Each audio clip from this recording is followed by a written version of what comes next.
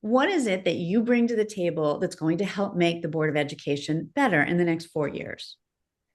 Just a lot of experience of being in the role for 4 years and working well with the other members of the board. We've had a really great 2 years, especially since Laurie and Heather came on board.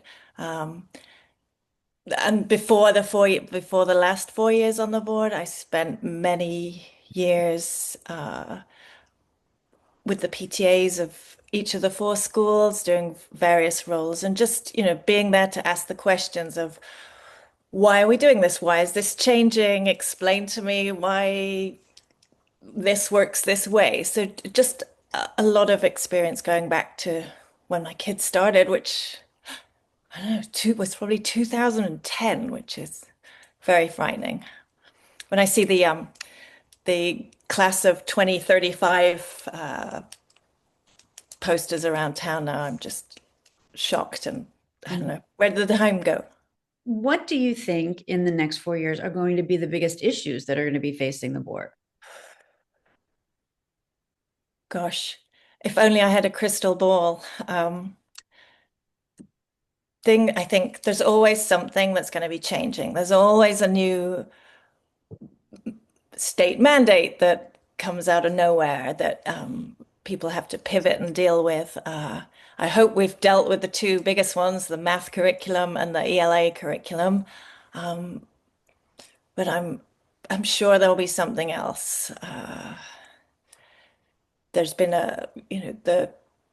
the schools have increasingly been dealing with more challenging behavior from children at younger grades. So those kids are going to get older. Um, who knows? I don't want another pandemic. I don't want any more school on Zoom. Uh,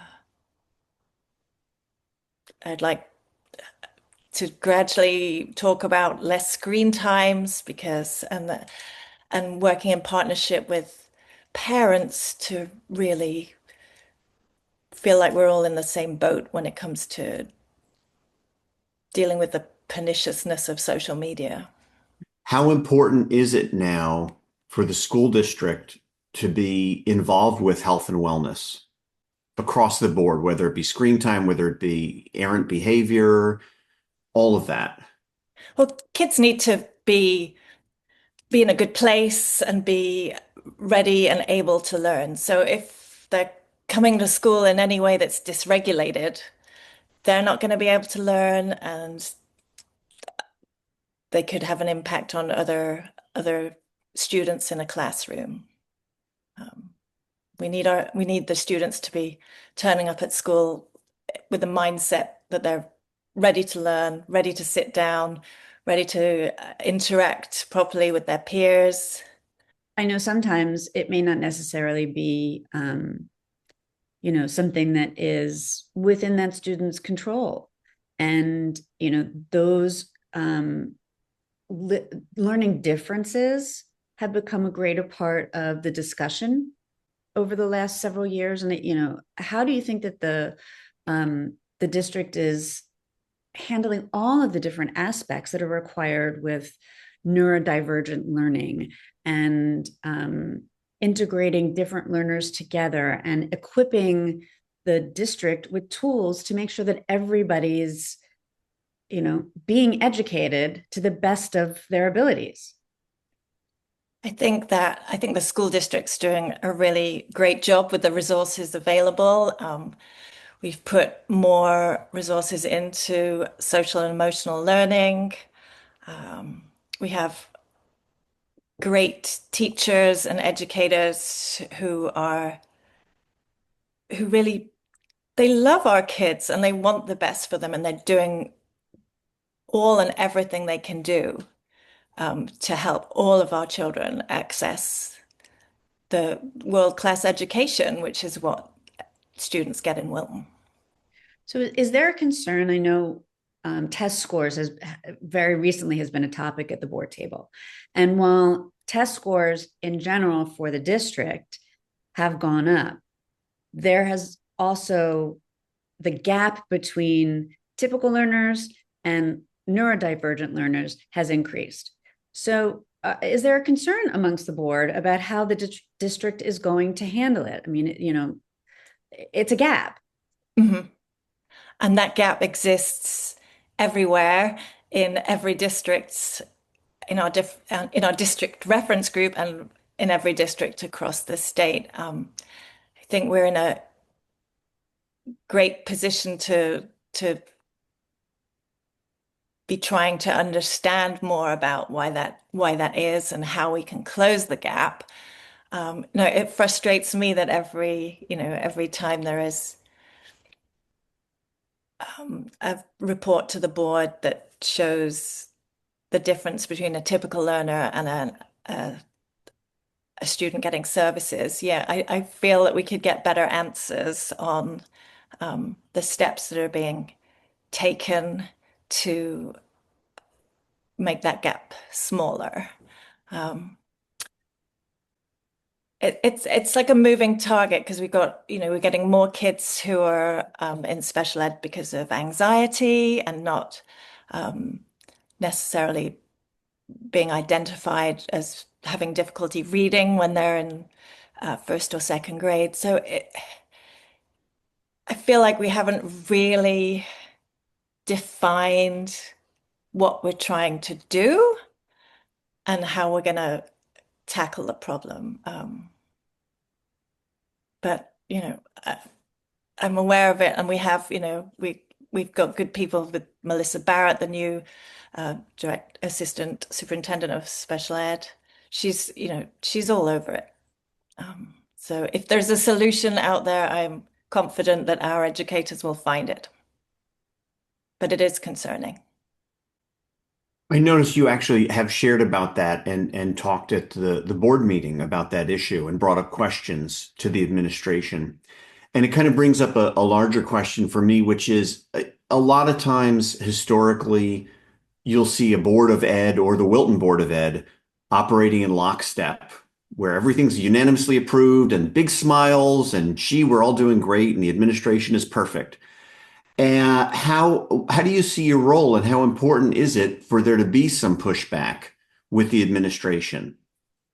It's important. I mean, no one wants, I definitely do not want to go in there and be, someone who's constantly rubbing up against something.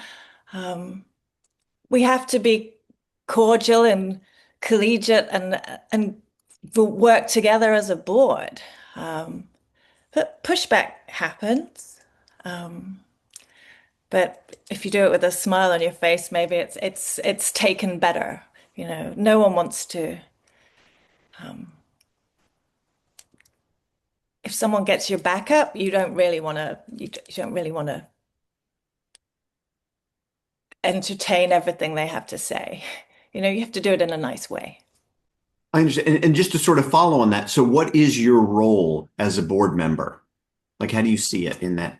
In that particular situation, we can we can ask questions and we know that we're being listened to. I mean, I think sometimes things go on behind the scene, or you raise an issue and people do things about it, but if it's not on an agenda for a board meeting, you don't necessarily hear about it again. Do you think that that's something that, you hear about transparency and clarity and communication? I mean, do you think that that's something that should happen then? We talk about the Board of Selectmen, and the things that are happening there and people wanting more transparency.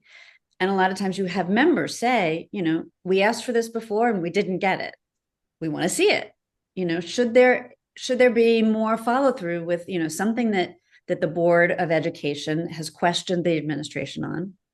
And, if it happens behind the scenes, if there's a change, great. The public doesn't know about it. Do you think that there should be more of that, more things revisited by the Board of Ed? Possibly. I mean, I,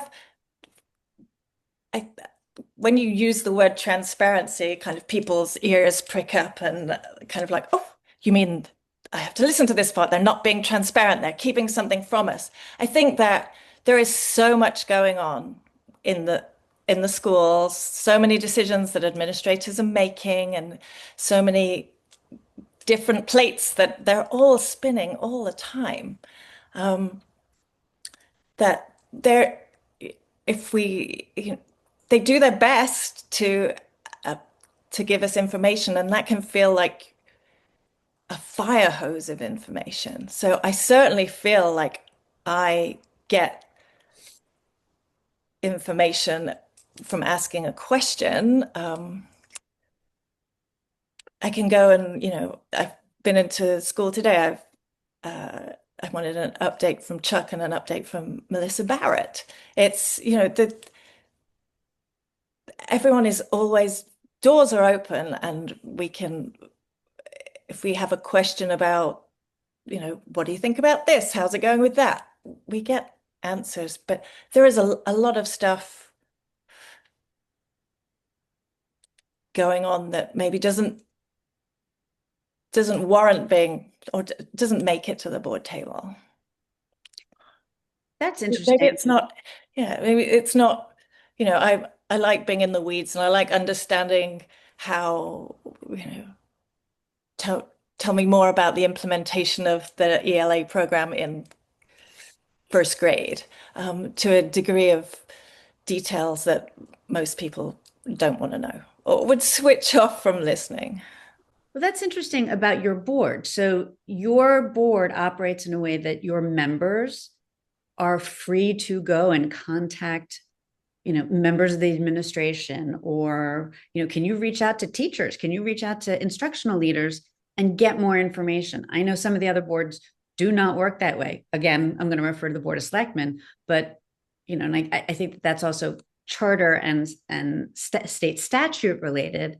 But is your board allows you to do that So independently of a board meeting? if we want information, if we want to understand more about a particular issue, we have to, Kevin Smith has to know we're there, but we can, he wants us to know, as he is transparent, he is not hiding anything. He wants us to be as informed as we can be, and the teachers like it when we show an interest in what they're doing. So as long as we go about it in the correct way, which is that Kevin knows we're there, we are free to talk to any administrators, go into any school, observe any teacher, but it's all agreed in advance. We don't just show up. So having seen a lot of, routines and days in the school district, I want to ask your opinion on something that another candidate spoke about, which was how sometimes some teachers feel like they may be handed a script for curriculum that they have to read, and that they're having less of an ability to have control over their own, using their own skills and their abilities as we talk about the state's best, the nation's best teachers, that we're not giving them the free rein to use those skills. What do you think about that? It's a balance, and being a teacher has become much more accountable since, we've got veteran teachers who have been teaching for 40 years, and it's definitely not the same rodeo they were on 40 years ago. There's much more accountability. There's the state curriculum that needs to be followed. So I understand some teachers' frustrations, but at the end of the day, we need to make sure that every second grader, every sixth grader has an assured experience, and they're getting the same experience, learning the same information, and their classroom, their time in Wilton isn't in any way determined by what teacher they get. Which when I first started, when I was the mom of little kids, we used to hear that more. Oh, you got that teacher? That's great. Oh, you got that teacher. Oh. I think a somewhat more of a curricula being sent down from the administrators, it's inevitable that some teachers would feel like that. But on the whole, it's better for everybody that there is more of an assured curricular experience. How do you feel that you all and the district handled the whole issue with the reading program and the state mandates over the last year and a half or whatever it's been, 2 years? I I I can't believe that everything the state had to do, they thought foisting a particular reading program on districts that were doing a great job already was the way to go. You know, if you want to fix reading scores in big cities in Connecticut, go ahead and do that. But with our teachers and our curriculum planning, we really don't appreciate being told to scrap everything and move to something else. But this is where we are, and we're making the best of it. I want to address that in the context of parent feedback, um, specific to the reading curriculum, and then just in general. I heard from parents of younger kids who said that before the reading curriculum changed, they actually had kids who were having a really difficult time learning how to read. Mhm. Multiple parents of younger kids said that, and that, like, kindergarten, first grade level. Um, and that, kind of that return to phonics, the older way of teaching reading, is what helped them privately outside the classroom, however you want to talk about it, that they appreciated the fact that there was going to be a curriculum change. So Yeah. I'm sure you heard input like that also Mhm. from parents. How do you answer them? And then, the follow-up to that is going to be about what happens when you hear from parents on whatever issue it is. And at the same time, how do you balance? You've got a statutory role. So how do you balance those two things? Tell me the first.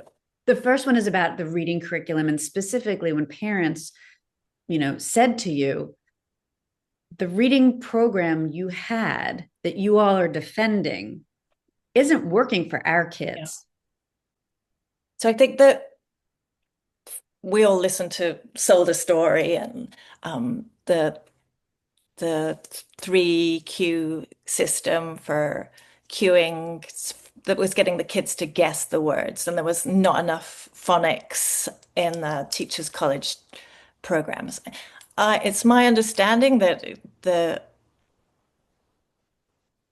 that there was more phonics being taught in Miller Driscoll and Cider Mill, and there was an awareness that there were shortcomings in the Teachers College program, and our teachers were adding phonics teaching to make sure we had a well-rounded reading program. Um,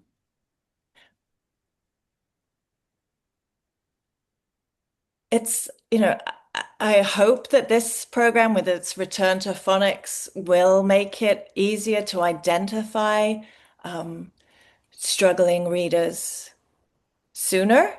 And I hope that, we didn't throw the baby out with the bathwater by having a new program that, seems to be a little bit dry in places and uninspiring for teachers to teach. But if it gets more kids reading, we'll just have to deal with a less inspiring reading program if the results are better, which I think they will be.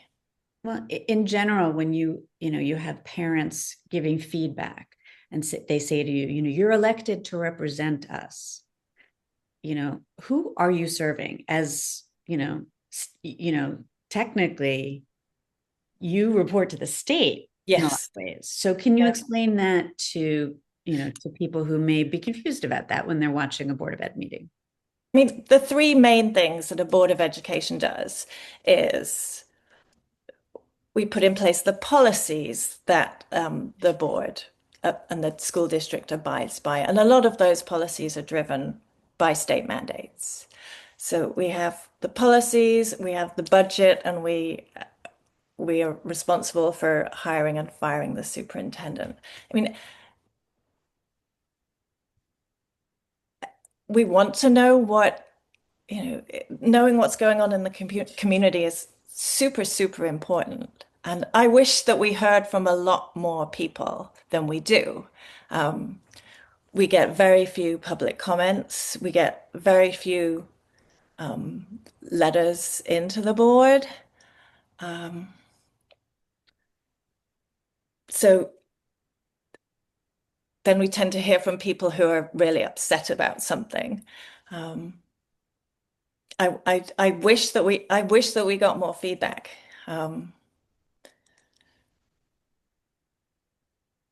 But the feedback we do get, it's taken under consideration. I know that I mean Kevin takes it all very seriously. And we read everything that comes in.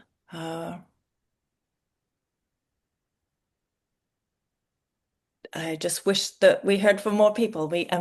I was at a PTA meeting this morning, and doing things like that, you get feedback that's, I think a lot of people don't want to put things in writing. I mean, I'll go and I'll listen to anyone that wants to speak to me, and I value hearing everybody's experience. Freedom of speech issues have been at the forefront of national discussion lately. How do you think the board should advise the superintendent if, say, a parent group wanted to change the way certain topics are taught or keep certain books out of the classroom? So censorship, those kind of ideas coming before you and before Kevin Smith. We have a policy and a procedure for dealing with anyone that has writes to us with we don't think this book should be in your library. So we have a robust way of dealing with that. That it's not the purview of the board. There's a committee of English teachers who get together and decide whether that book should be in the library or not.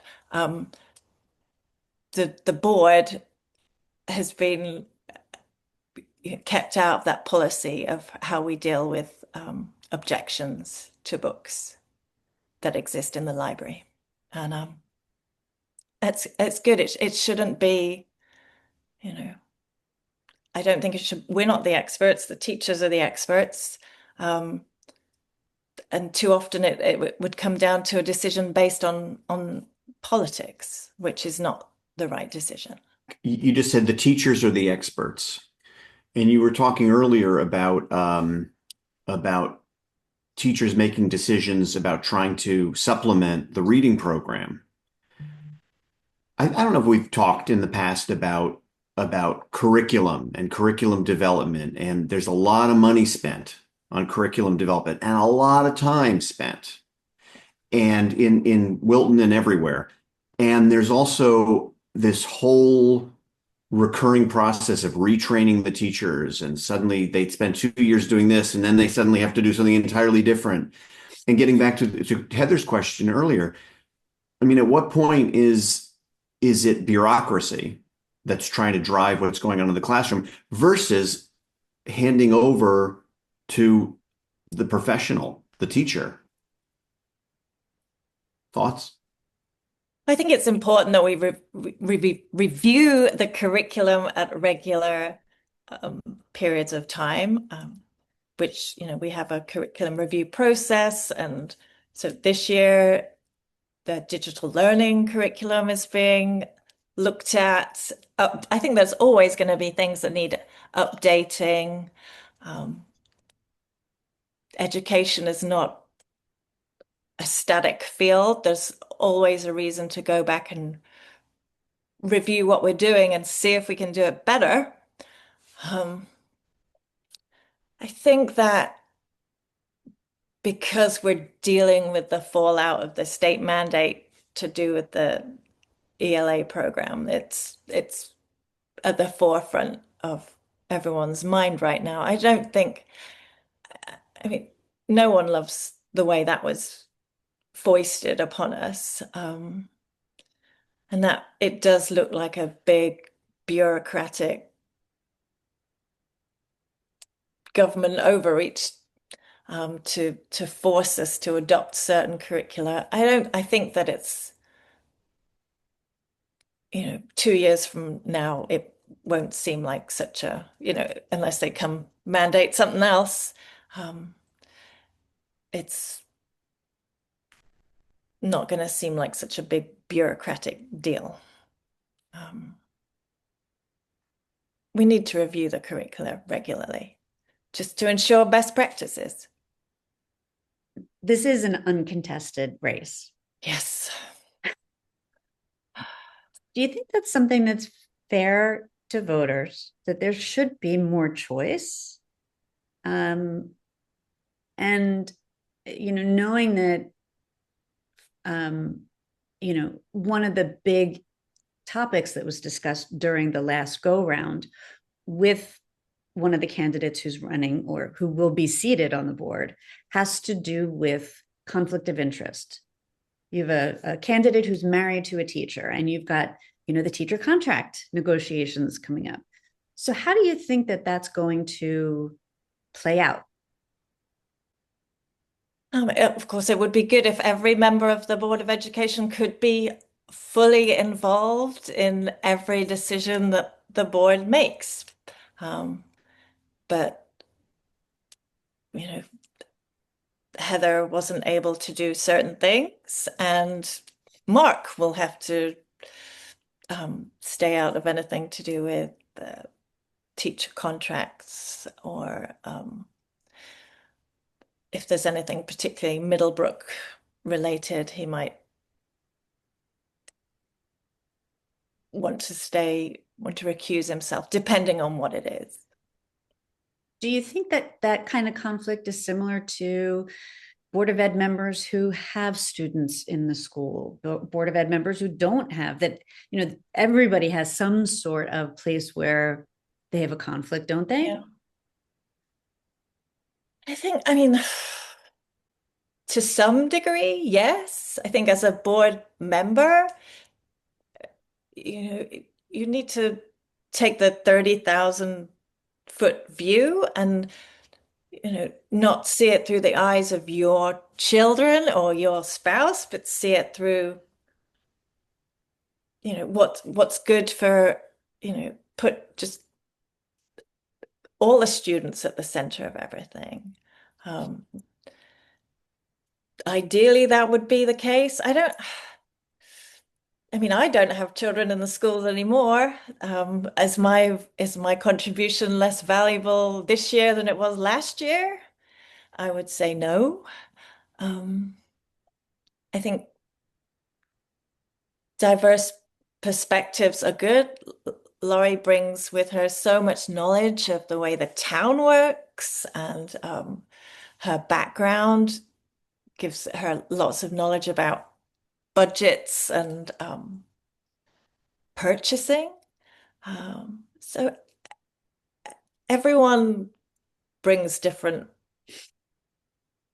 strengths and experiences to the board. It would just be good if everyone had, was not encumbered in some way. But, you know, it was fine with Heather in the end. She's, there's 6 people. It represents one vote, and it will be one vote again. Talking about budget and budget discussions, since Do we have to already? It's only October. well, your Board of Finance is already talking about guidance and all of that. And so, given the thought that guidance is going to be given soon, hypothetically, let's say that the Board of Finance came to the Board of Education with the guidance of you need to find, savings to the tune of about 5% in your budget. Where would you look? Where would you encourage the administrators to look for those savings? A 5% cut in our budget would be absolutely devastating. I mean, already. When I look at the exciting things we've been able to do, whether it's the new finance room, that didn't even come out of the budget anyway. That was privately financed by, as Kevin would call them, our fairy godparents or other grants that individual teachers have gone out and got. Um, a 5% cut would just, I think it would mean bigger class sizes. Um, less, we'd have to be cutting staff. And Well, what would your response to the Board of Finance be in that kind of situation?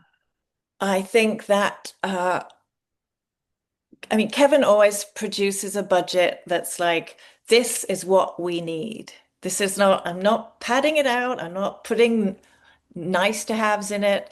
This is what we need.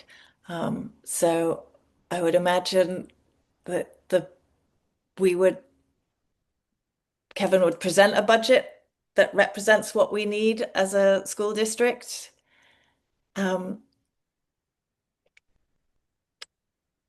we would question, question what's in there and do we really need this? And if he made his case that yes, we really needed everything, the budget that we would present to the town would be what we needed and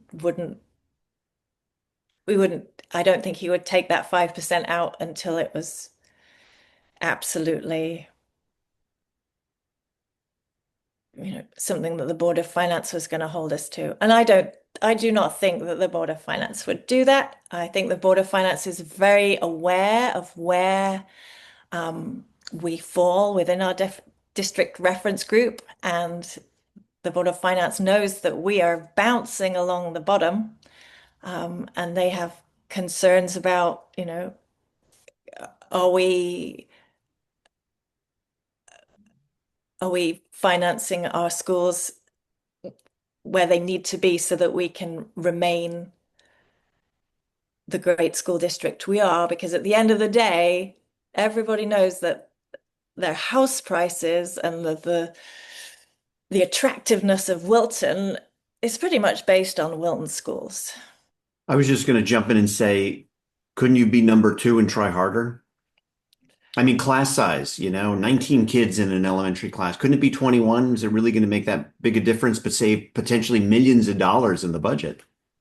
I think that looking at the, we're still dealing with back to the dysregulation that students are still dealing with, that whether it was, I don't think it's COVID related, whether it's screen related, something is different about teaching, especially the elementary age kids right now.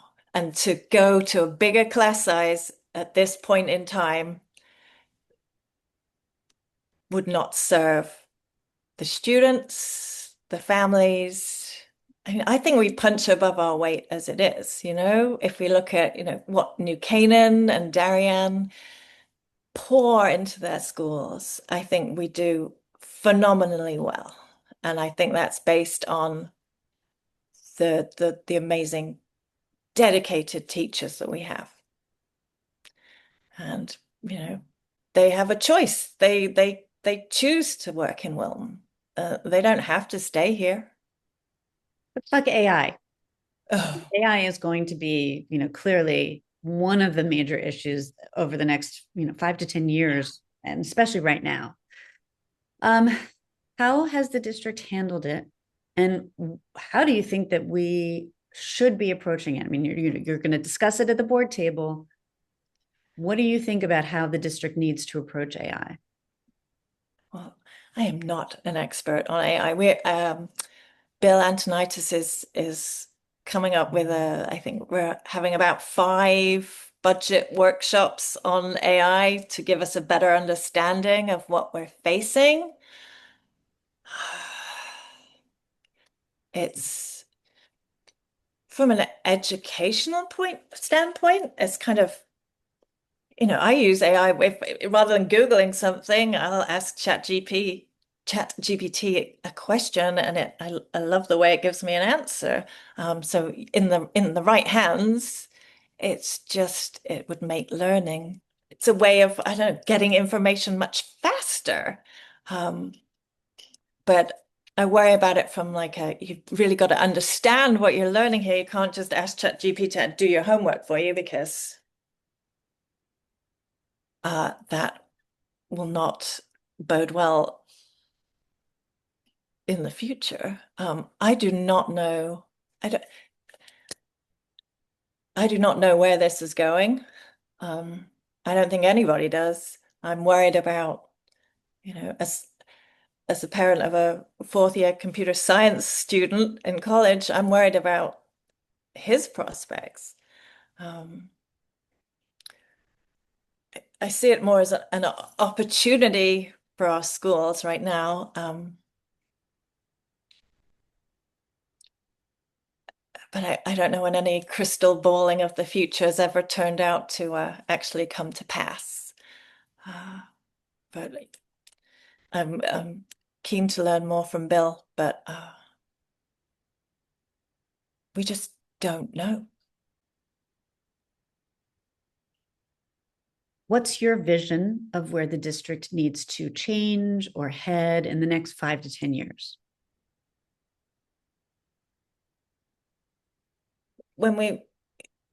For the last 10 years, it's been like, we have to teach our children to code. We need to do, they need to know this. They need to have this financial literacy. I think that, we're all being deluged by so much information all the time. The important things are still like how are our kids thinking? How can we really help them to think critically?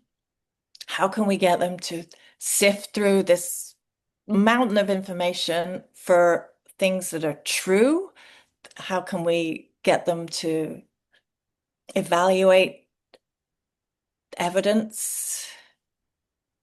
Um, I guess things that have always been true, but now seem, in this crazy time we live in, um, how to find the truth, to find the facts, to think for themselves, to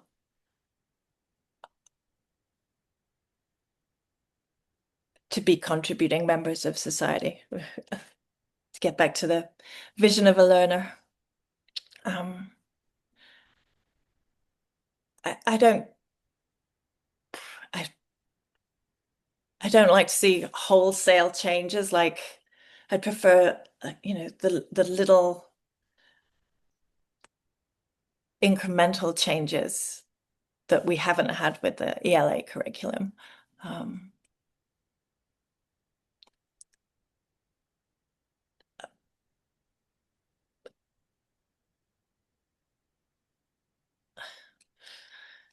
Hang on, we keep hold of our staff, treat our teachers well, keep them feeling that they're supported, keep them the giving them the professional development they need to be at the top of their craft. I